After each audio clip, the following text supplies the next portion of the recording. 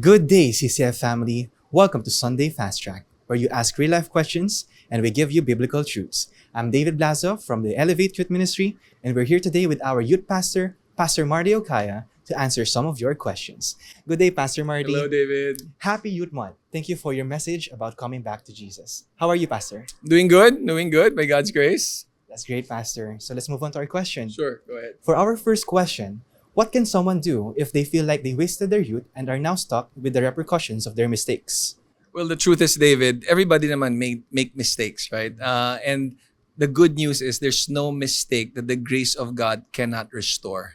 And God is always in the move, restoring us, reaching out to us. So even if there are people who are listening right now, you feel like you failed many times already, so many brokenness, so many pain you've experienced in the past, God is still reaching out to you. He wants to restore you. He wants to remind you of who He is. And definitely there's rebuke, there's discipline, but He wants to bring you back to Him. Because when you're in His presence, then restoration will happen. Amen, Pastor. I so agree with that.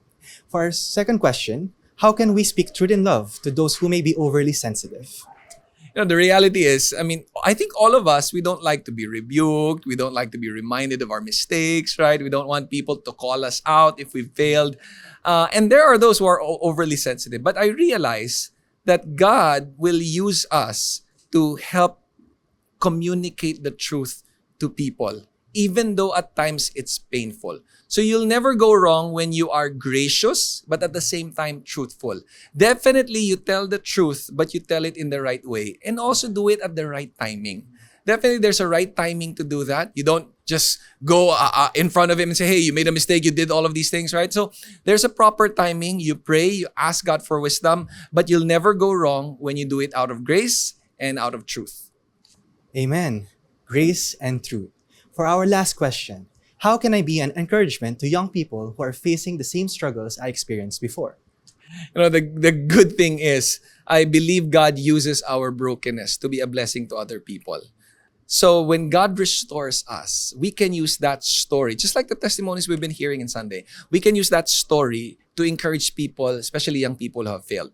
And not just to encourage those who have failed, but even those who haven't failed that kind of failure yet. Or hopefully they won't experience that failure. It's a warning to them. Hey, don't do this. I've experienced it.